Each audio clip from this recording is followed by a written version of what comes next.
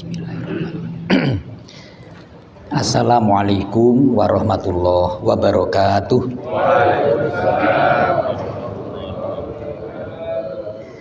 Alhamdulillahirabbil alamin. Allahumma sholli wa sallim wa barik ala sayyidina wa maulana Muhammadin wa ala alihi wa ashabihi ajmain. Bismillahirrahmanirrahim. Inna a'tainakal kautsar fasholli li rabbika wanhar. Inna sesungguhnya kami Allah a'tainaka. Kami Allah telah memberikan kepadamu wahai Muhammad al-kautsar. Al-kautsar ini artinya nikmat yang banyak.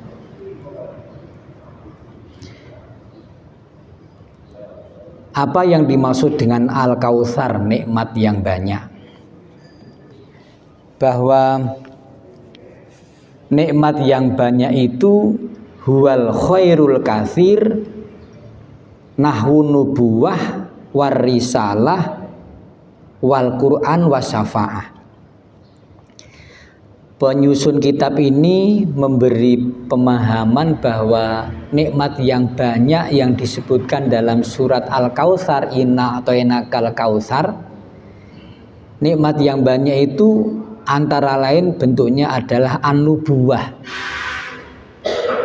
kenabian, bahwa Muhammad diangkat menjadi nabi, menjadi rasul.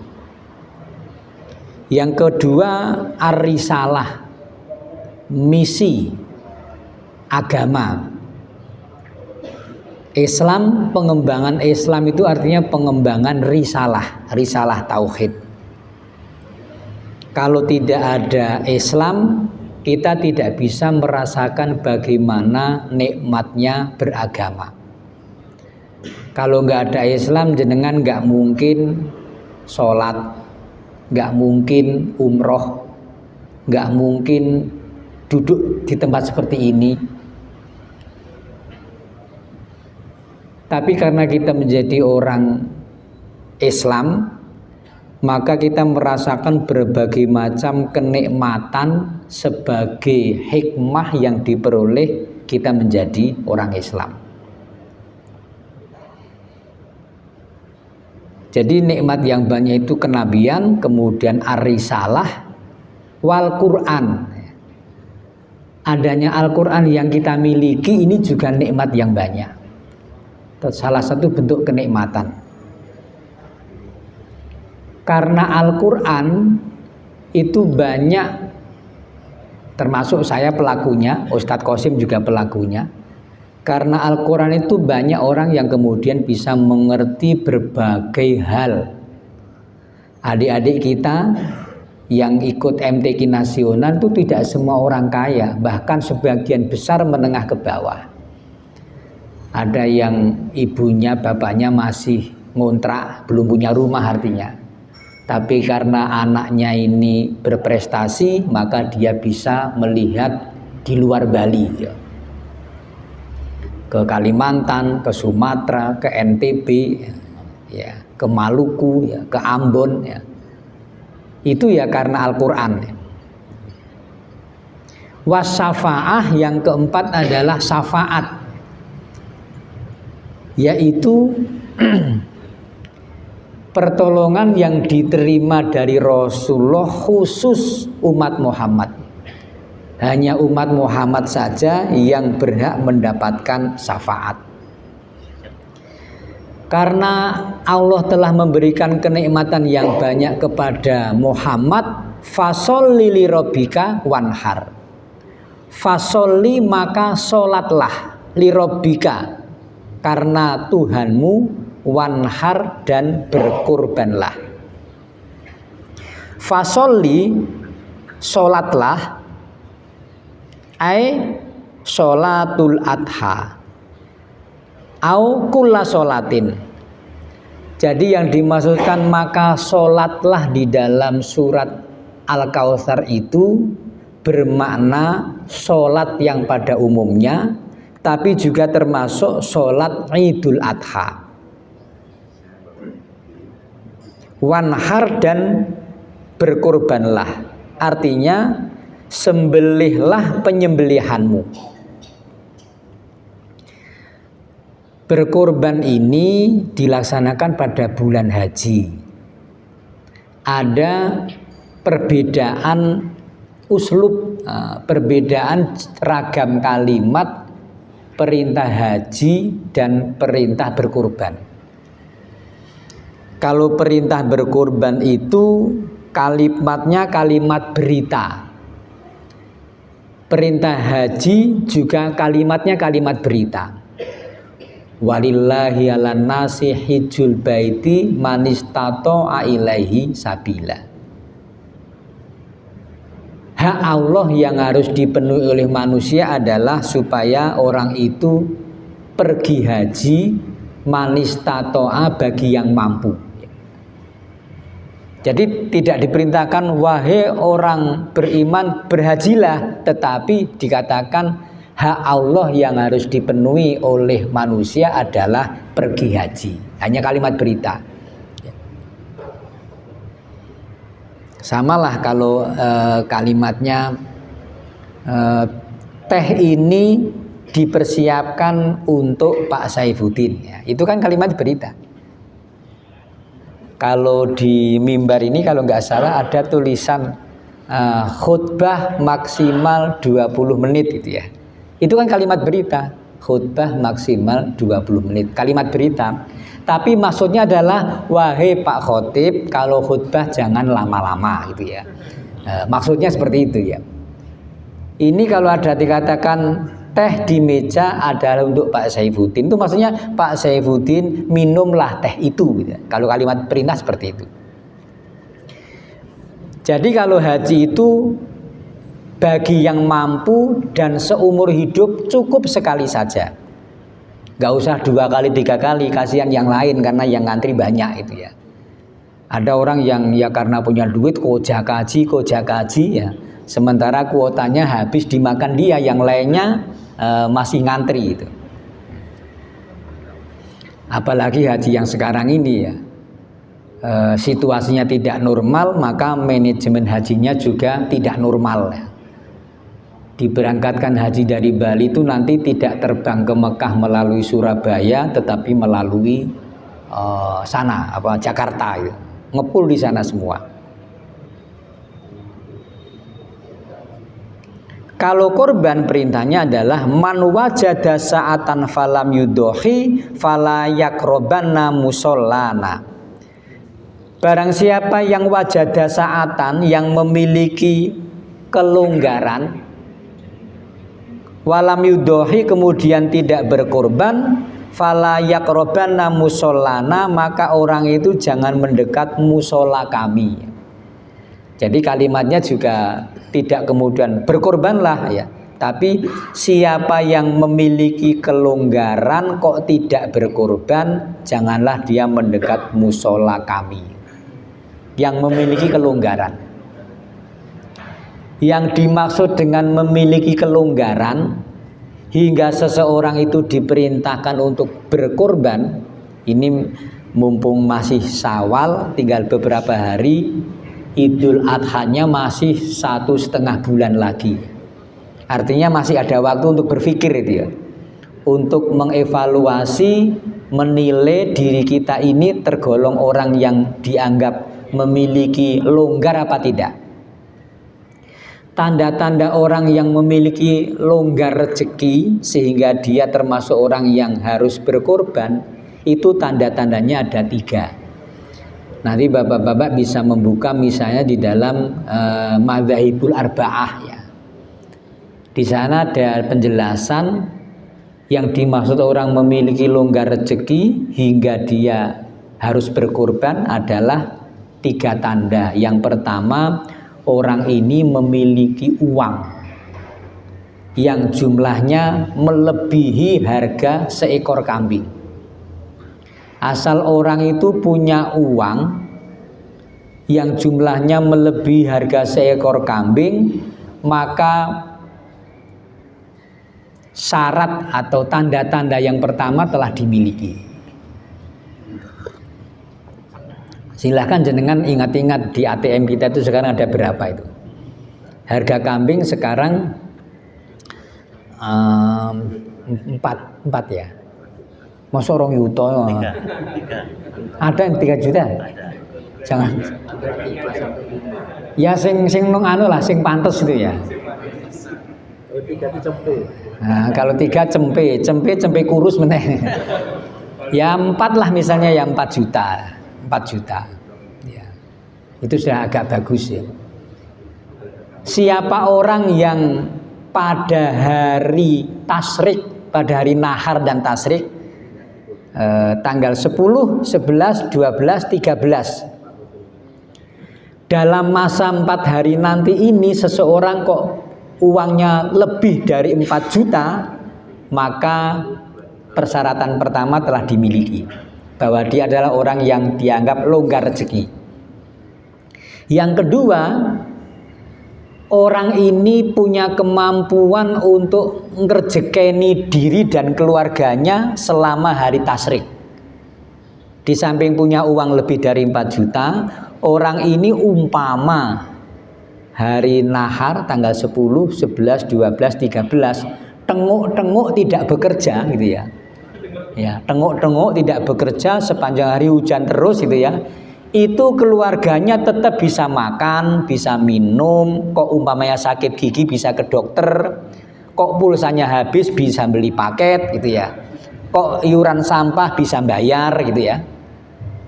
Jadi dalam masa 4 hari itu seseorang bisa menghidupi keluarganya.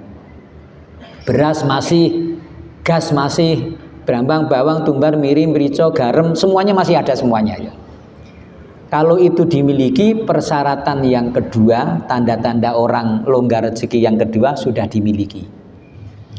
Lalu yang ketiga, dianggap memiliki longgar rezeki. Jadi ketiga-tiganya itu harus semuanya, harus ada semua.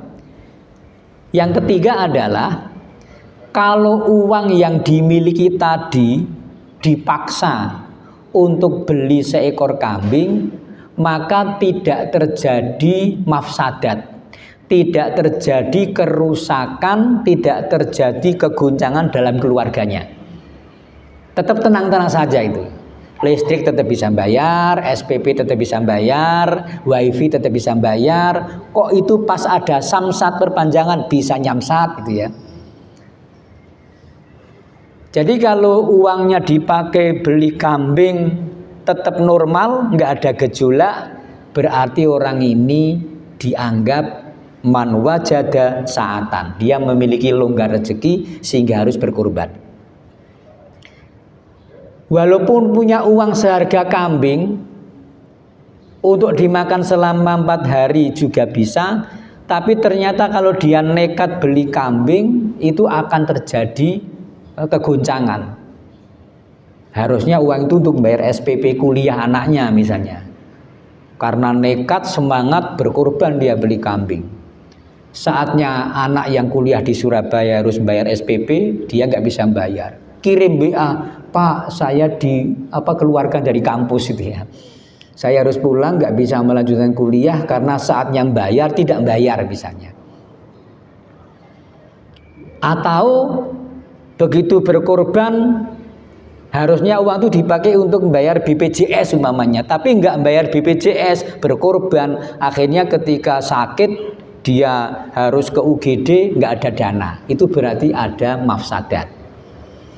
Nah sekarang monggo, ini waktunya masih 1 bulan lebih, jenengan itu termasuk, mohon maaf, tampangnya itu tampang orang yang harus berkorban apa tidak. Ya. Monggo, jadi ini penilaian mandiri itu ya, penilaian mandiri. Jenengan tidak boleh bilang ketika loh Pak Haji nggak berkorban, lah kan tahun lalu saya sudah gitu ya. Kalau haji dibilang kok nggak haji, kan tahun-tahun saya sudah, benar itu jawabannya. Tapi kalau korban, jawabannya tidak demikian. Rasulullah mengatakan dalam salah satu khutbahnya ketika di Arafah, ya ayuhan nas, ala kulli ahli baitin fi kulli amin udhiyatun. Wahai manusia semuanya, ala kulli ahli baitin, bagi setiap ahli keluarga, bagi setiap keluarga.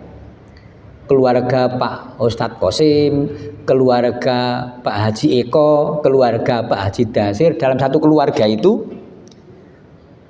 ala kulli ahli baitin fi kulli amin, setiap tahun itu udhiyatun, ada penyembelihan. Jadi fi kulli amin, kurban itu setiap tahun, bukan seumur hidup sekali, setiap tahun. Jadi setiap tahun dalam satu keluarga itu supaya ada yang berkorban. Memang betul seekor kambing itu untuk satu orang, tapi kalau satu keluarga jumlahnya ada 7 orang, bapak, ibu, anak pertama, menantu, anak kedua, kemudian sopir, lalu pembantu misalnya. Ada 7 orang.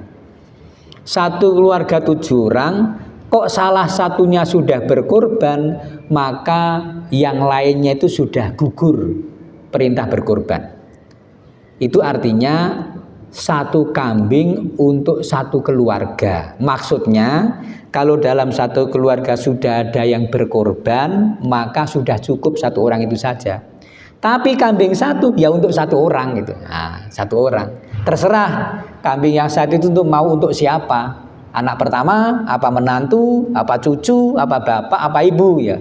Tapi begitu sudah ada berkorban satu orang, sudah cukup ya. Jadi nggak usah maksa bapak, ibu, adik, kakak, menantu, cucu, sopir, pembantu semuanya berkorban ya. Ya kecuali kalau duitnya melimpah tidak mengapa ya.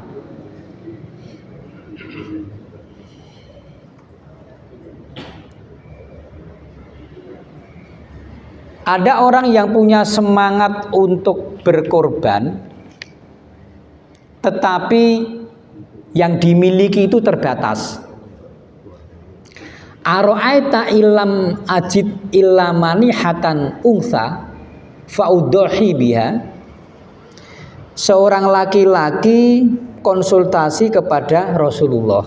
Wahai Rasul, aro'aita, nyuwun pertimbangan Rasul, kados pundi mungguh panjenengan gitu ya. Bagaimana pendapat engkau wahai Rasul? Ilam ajid ilamanihatan. Kalau saya ini tidak mempunyai kambing kecuali seekor kambing manihah. Ilamanihatan, kecuali kambing manihah. Ungsa perempuan, betina ya, betina. Afa udhohi biha, apakah saya harus berkorban dengan kambing manihah ini? Panjenengan tak aturi pirsa apa yang dimaksud dengan kambing manihah. Kambing manihah adalah kambing dipelihara untuk diambil air susunya, susu kambing. Jadi dia diberi makan yang bagus, terus tiap pagi bisa diambil air susunya.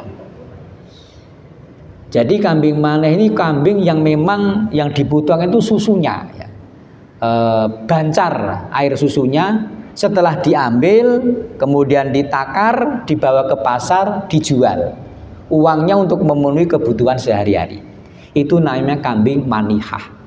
Kambing yang bancar susunya. Mungkin ada ibu-ibu dari Polda yang diberi nama Ibu Siti Manihah gitu ya. Ya. Jadi kalau ada ibu namanya Siti Manihah itu artinya ibu yang susunya bancar ya. Untuk orang sekampung cukup gitu ya. Ya. Itu manihah. Karena semangatnya yang luar biasa, dia mau berkorban dengan menyembelih kambing manihah. Pasti jenengan jawabannya kalau ditanya ya sama dengan Rasulullah. Menurut jenengan boleh nggak berkorban dengan kambing manihah itu ya? Sebab kalau kambing manihah ini disembelih, maka orang ini bakal ibarat Grab kehilangan motornya gitu ya. Nge-Grab tapi motornya hilang.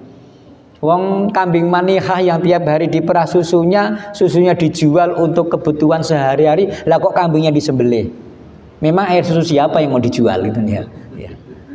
Apa terus harus memerah istri? Enggak mungkin lah ya. Ya. Qala la. Nabi mengatakan la, oh jangan. Kamu jangan menjual kambing manihah. Tapi saya semangat wahai Rasul, saya ingin berkorban. Lalu Rasul memberi jalan keluar. Nah ini adalah pemberitahuan kepada bapak-bapak yang bernasib tidak mampu berkorban gitu ya. Kalau tadi kan yang namanya mampu berkorban ada 3 tanda. Nah kalau 3 tanda ini jangan sama sekali nggak memiliki, tapi biasanya punya hanya awal aja. Apa awal itu apa? Eman-eman ya. Masa sih gue korban ini masih musim begini ya, alasannya pandemi gitu ya. Padahal nyatanya nggak ada yang jatuh miskin karena berkorban. Sing paling abot itu saya ngomong begini loh, saya sampai nggak menjalankan, waduh dosa gitu ya. Iya, paling abot ya. Bot-bote ngomong itu kudu melakoni sekali. Jenengan meneng wae penak ra korban ra apa-apa. Iya. Tapi nek enggak diterangke terus piye wong Pak Qasim minta menerangkan ini itu ya. Ya sudah bismillah, muga-muga cukup nanti. Nah, kalau kamu mau berkorban enggak ada dana, hanya punya kambing manihah, itu jangan disembelih, walakin ta'khudhu min sya'arika. Kata Rasulullah, ya sudah kalau kamu semangat berkorban tapi tidak ada yang mau dikorbankan, ta'khudhu min sya'arika wa adfarika. Kamu potong sa'arika, rambutmu, potong rambut. Wa adfarika, potong kukumu. Wa takusu saribaka, kamu pangkas kumismu. Wa tahliku anataka, dan kamu cukur bulu kemaluanmu. Bulu kemaluan itu biasanya disebut dengan Jember Utara gitu ya. Ya, bukan Jember Selatan ya. Ya. Ya. Kalau saya bilang Jember Utara masa dibilang porno kan enggak toh? Wong Jember Utara ada Rambi Puji, ada ya. Ya. Wa tahliku anataka, cukurlah rambut Jember Utaramu itu ya. Ya. Kok saya bilang rambut ya. Ya.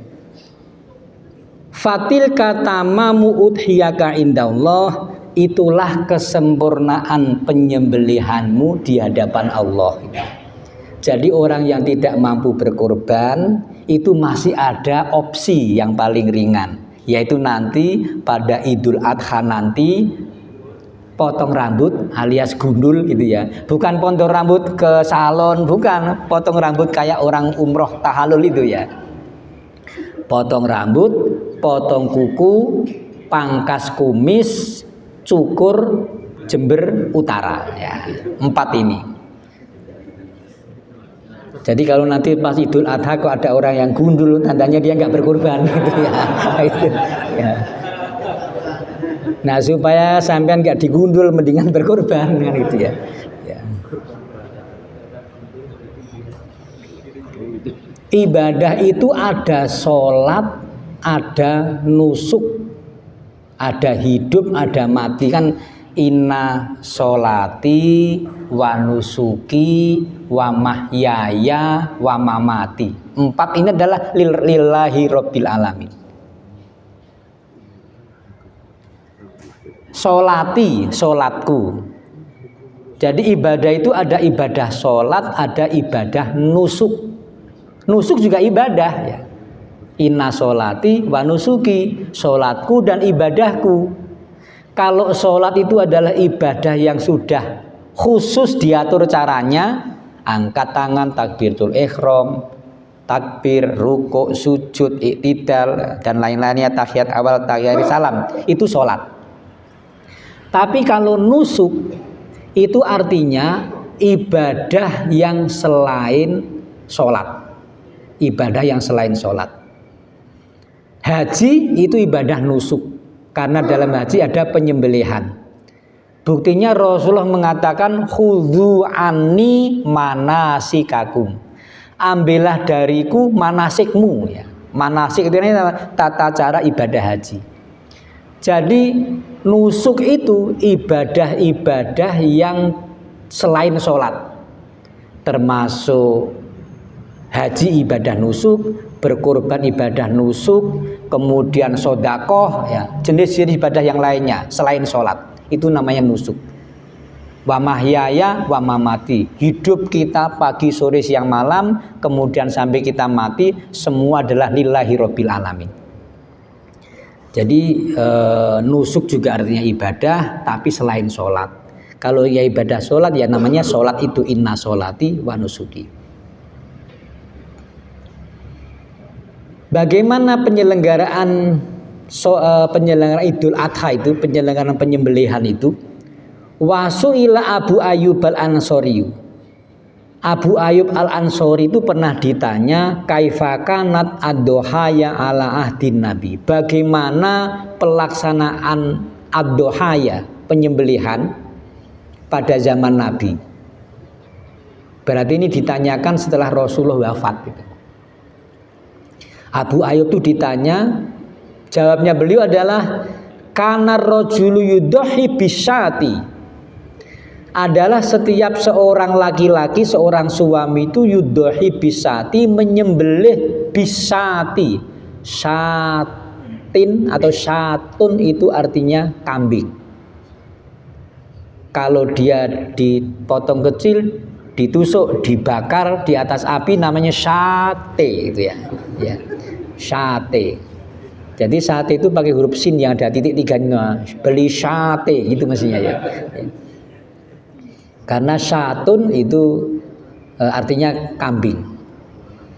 Setiap seorang kepala keluarga yudhi bisati, menyembelih seekor kambing. Anhu, seekor kambing itu untuk dirinya, suami kepala keluarga yang menyembelih, wa'an ahli baitihi, dan untuk keluarganya. Tadi yang di awal saya bilang, jadi kalau satu keluarga sudah berkorban satu orang maka sudah cukup, sudah tidak ada perintah lagi. Karena apa? Abu Ayyub memberikan penjelasan, pada zaman Nabi itu setiap masing-masing keluarga menyembelih kambing untuk yang menyembelih dan untuk keluarganya. Bahkan Rasulullah itu falamma qada khutbatahu, ketika beliau selesai khutbah Idul Adha, nazala an mimbarihi, beliau turun dari mimbarnya, wa utiya bikabsin, kemudian disodorkan kepada Nabi seekor kibas. Kibas itu ya kambing ya. Fadzabahahu biyadihi, maka Rasulullah menyembelih kambing dengan tangannya sendiri. Jadi mestinya yang berkorban itu menyembelih sendiri, sebagaimana Rasulullah juga menyembelih sendiri. Tapi ini kan tidak semua orang berkemampuan ya. Khawatirnya nanti pisau sudah ditancapkan, darah keluar tapi kambingnya nggak mati-mati gitu ya. Ya karena orangnya nggak tega, kasihan misalnya itu ya. Sehingga diserahkan kepada panitia, ada tukang yang memang terbiasa menyembelih. Wakola, sambil menyembelih kambing itu beliau lesannya mengucap bismillahi wallahu akbar. Jadi ternyata doa menyembelih kambing kurban itu ringkas, hanya bismillahi wallahu akbar, udah begitu. Lalu Nabi mengikrarkan yang disembelih itu dengan mengatakan hadza anni wa amman lam yudhi min ummati. Ya Allah, hadza anni, kambing ini adalah kurban dariku, kurbanku.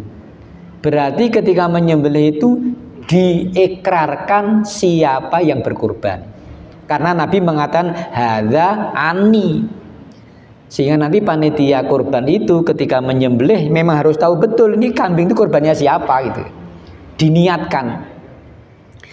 Bapak-bapak sekalian, silahkan yang mau berkorban, ini sapi 7 orang, Pak Edi, Pak Suparman, Pak Faisal, Pak Mudakir, silahkan.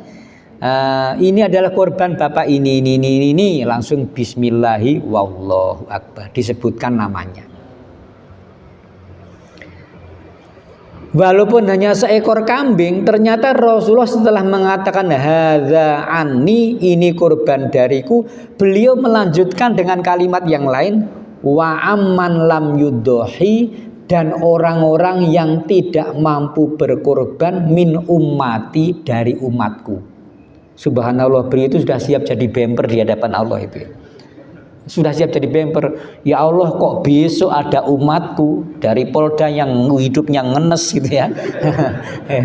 Sepanjang tahun nggak mampu berkorban, terimalah ini korbanku dan umat-umatku nanti yang tidak mampu berkorban. Nah ini tidak bisa ditembak menggunakan fikih. Loh berarti Nabi nggak tahu ya kalau seekor kambing untuk satu orang gitu ya. Iya. Itulah pemimpin ya, mewakili ya. Jadi kalau ada umatnya yang tidak mampu, itu sesungguhnya Rasulullah sudah siap untuk mempertanggungjawabkan nanti di padang mahsyar. Ya Allah, saya yang menanggung mereka gitu ya. Sudah mengikrarkan. Tapi tentu kita berusaha supaya masing-masing kita itu bisalah berkorban. Syukur-syukur tiap tahun, karena memang dikatakan ala kulli amin, fi kulli amin, dalam setiap tahun. Abu Ayyub menjelaskan bahwa berkorban pada zaman Nabi itu seorang kepala keluarga menyembelih seekor kambing untuk dirinya dan keluarganya. Setelah disembelih, wa yud'imuna, dan kemudian fayakuluna wa yut'imuna. Fayakuluna, maka keluarga itu mengonsumsi kurban tersebut. Disembelih, dimasak, terus dimakan. Dimakan oleh keluarga itu. Wa yut'imuna, tapi juga sebagian yut'imuna, mereka memberikan makan kepada orang lain. Jadi kurban itu untuk keluarga dan juga dibagikan kepada orang lain. Kalau nama yut'imuna itu berarti memberi makan, dibagi dalam keadaan sudah matang waktu itu ya, karena yut'imuna ya. Tapi yut'imuna ini juga bisa diartikan membagi dalam keadaan masih mentah. Sebagaimana lazimnya di Denpasar, panitia kan nggak pernah toh membagi daging sapi dimasak dulu ya, kesuwen itu. Wong bagi sampai selesai aja jam 4 sore baru selesai itu ya. Apalagi sampai mateng ya. Kesenengan sing nompo kan itu ya. Ya enggak, alasannya dibagiin mentah itu biar lebih fleksibel. Karena kan ada orang yang miskin profesional gitu ya. Ya, karena miskin profesional kalau Idul Adha itu dia kondang kalau orang miskin itu ya. Semua ngasih, dari sesetan ngasih, dari ubung ngasih, dari perumnas ngasih. Semuanya ngasih, sampai orang miskin itu kulkas 4 pintu tuh penuh semua itu ya, gitu ya. Ya. Ini karena setiap kali buka kulkas, wah bau kambing kok sampai 2 bulan nggak habis-habis, maka kemudian dagingnya itu dari kulkas oleh orang miskin itu dijual. Ya boleh ya, dia menjual daging sate itu boleh, karena apa? Sudah menjadi miliknya. Yang tidak boleh itu dijual oleh orang yang tidak menerima, oleh panitia. Jadi panitia mau dibagi atau ngambil gonang kereneng dijual ya. Ya ini nggak boleh. Tapi kalau ini sudah diserahkan kepada Bapak Abidin, kebetulan Bapak Abidin itu kalau makan daging kambing dia langsung kaku badannya, ya dijual lah, boleh ya, boleh. Ya. Jadi yang dimaksud tidak boleh menjual daging kambing adalah dijual oleh panitia, dijual oleh yang berkorban. Tapi kalau dijual oleh yang menerima, ya boleh-boleh saja. Wa yut'imuna, dan kemudian keluarga itu membagikan daging kurban kepada siapa? Dibagi. Ini di Madinah peristiwanya itu. Hatta tabahan nasu, hatta tabaha, hingga merasa bangga, bersukacita. An-nasu manusia. An-nas itu manusia. Sehingga manusia itu pada hari itu bersukacita. An-nas manusia. Rasulullah itu kalau ngendikan itu kan mesti dipikir dulu gitu, enggak seperti kita. Kita kan asbun ya. Nah, ceblang-ceblung asal ngomong. Rasulullah itu kalau ngendiko itu tes, itu mapan, bisa dipertanggungjawabkan itu. Seperti ini misalnya Abu Ayyub itu memberikan penjelasan bahwa pada zaman Nabi kurban itu dibagi hatta tabahan nas, hingga manusia merasa berbahagia. Tidak dikatakan hatta tabahal muslimun, ya, hingga orang Islam berbahagia. Enggak. Yang berbahagia itu bukan orang Islam tapi manusia. Berarti ada celah bolehnya mendistribusikan daging kurban lintas agama. Itu boleh, ya. Karena Pak Wayan, Pak Made, Pak Ida Bagus itu juga anas, ya, manusia gitu, ya. Manusia. Ini kan rumusnya hingga manusia berbahagia. Justru masjid musola yang masih dalam tanda kutip pengawasan itu, ya, yang dia masih harus hati-hati itu, ya, maka Idul Adha ini menjadi kesempatan baik untuk bersosialisasi. Kenalkanlah musola itu kepada kepala lingkungan, kepada desa adat, ya. Siapkan untuk Pak Wayan 2 kilo, Pak Made 2 kilo, ya. Pak, ini kurban, ya. Terus kita juga mau nanti kalau bapak berkurban kami nggak usah diberi, ya. Kalau mereka kemudian nyembelih bab berapa itu, ya, ini karena apa ingin berimbal balik gitu, ya, wah, malah berabe repot kita nanti, ya, ya, tidak, ya. Jadi ya, karena kan mereka mungkin juga punya pikiran berbuat baik harus dibalas dengan kebaikan gitu, ya. Kalau kamu bab 2 saya bab 1 gitu, ya.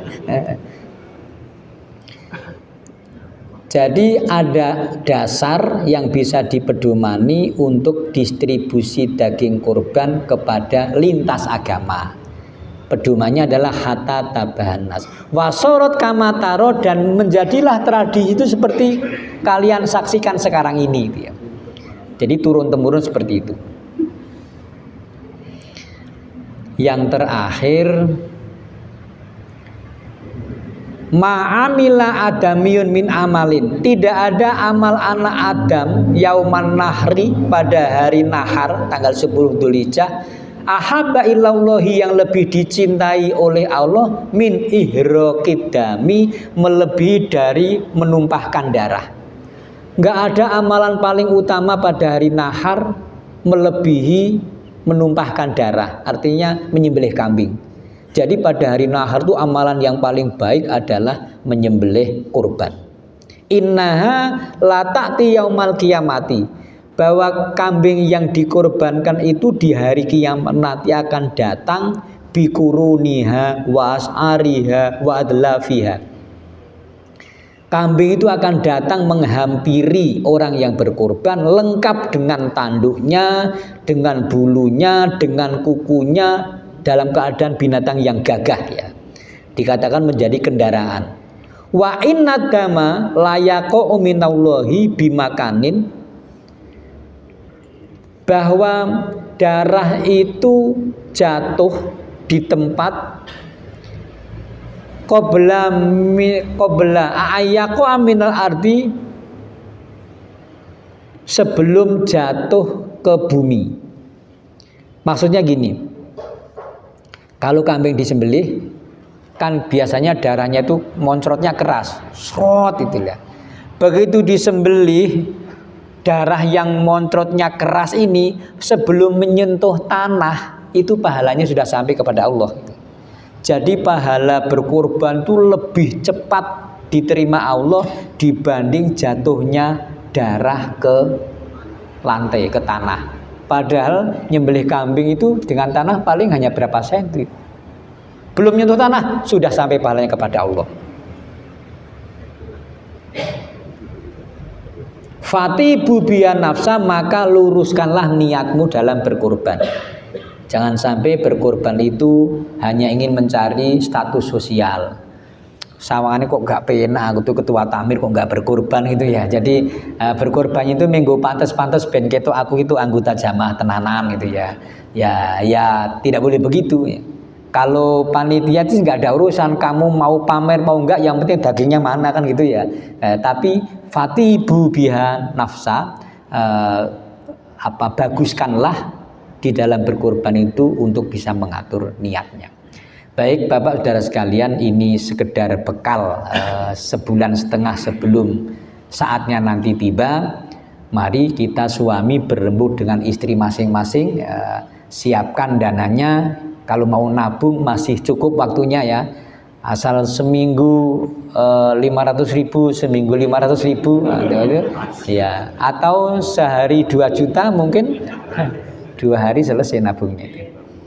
Terima kasih. Wassalamualaikum warahmatullahi wabarakatuh.